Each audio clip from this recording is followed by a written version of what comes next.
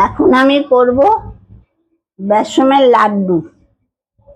বেসম রেখেছি আর এই কাজু আর কাঠবাদাম কুচিয়ে রেখেছি, এগুলো একটু ভেজে নেবো। কড়াই ঘি দিয়েছি,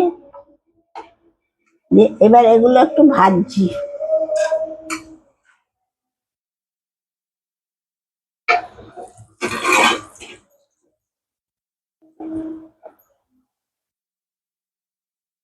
বাবা খিদে বৃষ্টি এলো,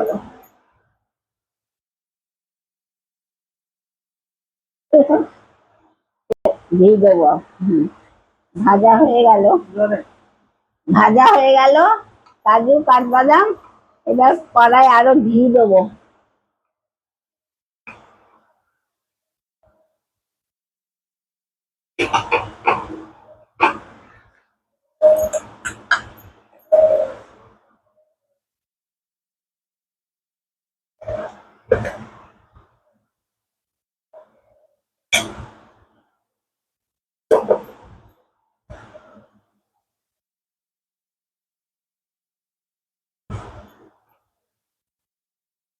ঘিটা গরম হয়ে গেলে দেব বেসনটা।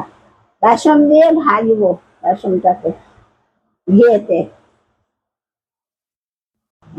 এবার বেসনটা দিয়ে দিলাম ঘিয়েতে। আঁচ একদম একদম করে রেখেছি লোতে, দিয়ে বেসনটা ভাজা হবে। বেশ একটু সময় লাগবে বেসনটা ভাজতে।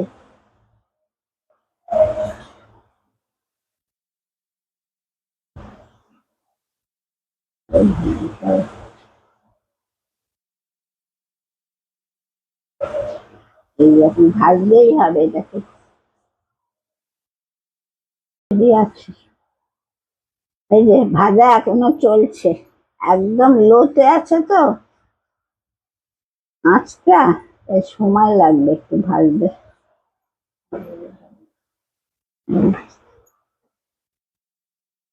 এইভাবে খালি নেড়ে যেতে হবে, ছাড়া যাবে না, একদম ছাড়লেই বিপদ।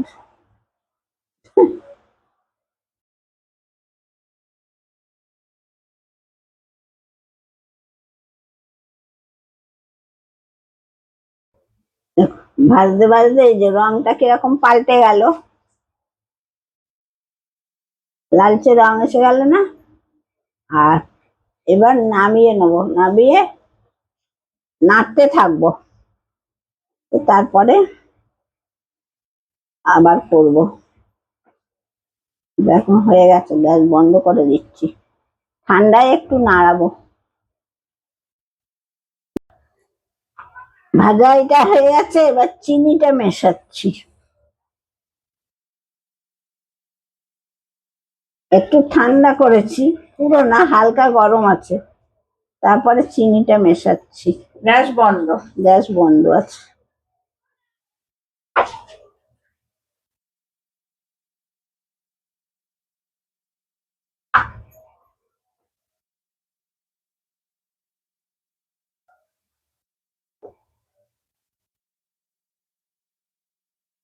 এর সাথে এবার এইগুলো দিয়ে দিচ্ছি।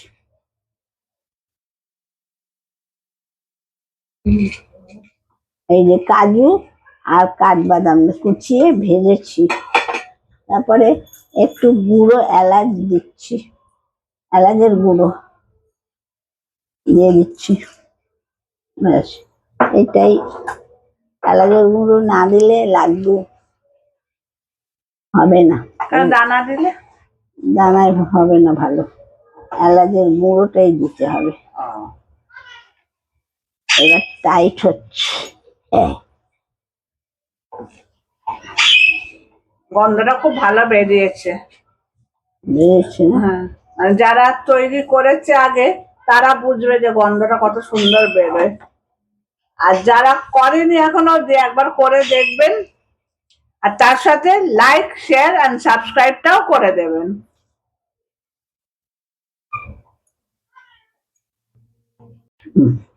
এই যে সব মেশানো হয়ে গেল, এবার একটু ঠান্ডা হলে, গরমে তো পাকানো যাবে না, একটু ঠান্ডা হলে পাকানো হবে। ব্যাস, এবার একটু ঠান্ডা হতে দিস। এবার লাড্ডু পাকানো আরম্ভ হচ্ছে। এই যে, হালকা গরমে বলে দে, হালকা গরম আছে। হালকা গরম অবস্থাতে পাকিয়ে নিতে হবে।